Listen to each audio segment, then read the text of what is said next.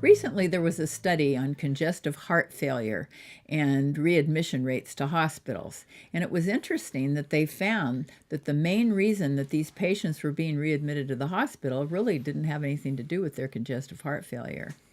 Actually, what it had to do with was their emotional state and their cognitive state, which shows how important it is for doctors to listen to their patients. Absolutely. I mean, this is a key thing.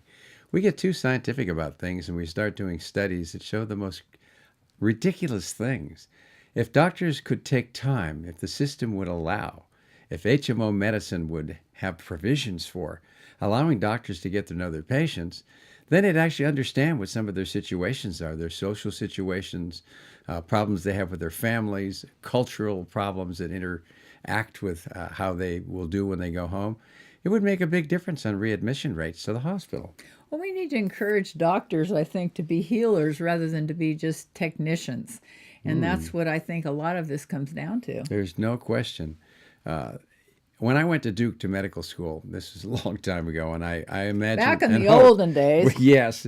I think things have changed a lot, at least I hope so.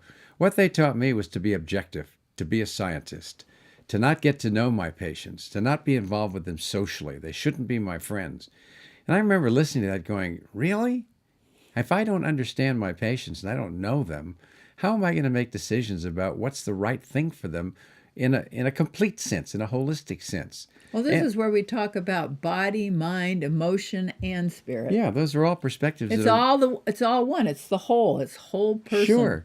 And if my patients don't know me or much about me, how are they going to trust the kinds of things that I tell them that I think is advice for them to improve?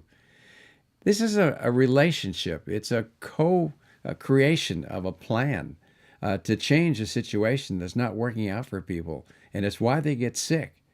And if we understand all those things and our patients understand all those things, Vicki, there's a chance they actually could follow those plans with some conviction. A lot of the time what happens is there's what we call lack of compliance.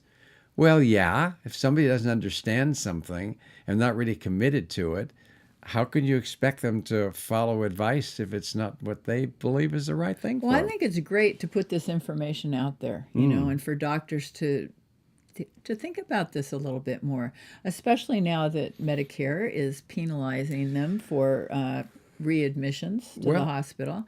So instead of just keeping the patient in the hospital longer, thinking that that'll prevent a readmission, maybe to spend a little bit of time talking to the patient. Well, that would make sense. And in all fairness to doctors, they're caught between a rock and a hard place.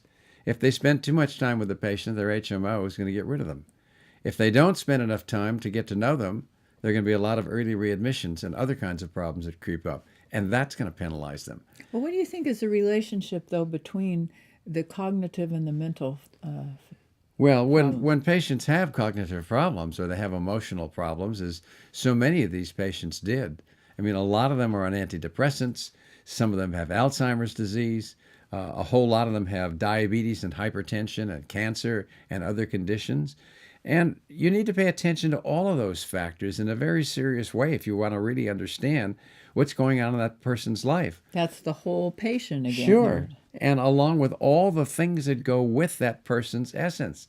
So it's not just their disease, it's their disease in the context of their whole family's situation, their whole life story, and how that fits into their community and even into their universe. Well, this is another reason why it's important for families to get involved and maybe to go with the person to their doctor appointment and kind of fill in the blanks. Sure. If there are cognitive defects or there are emotional problems and a person just can't handle it, there has to be a support system.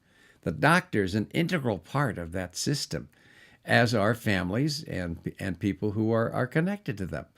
So when we look at this whole topic of readmissions, it's too easy to be critical to doctors, about doctors for having high rates. We have to be critical of the whole system. We need to find a way to serve people, to listen and to care. And if we do that and combine it with the good science that we have, we're going to have patients that do a whole lot better and can get back to lives that are filled with vitality.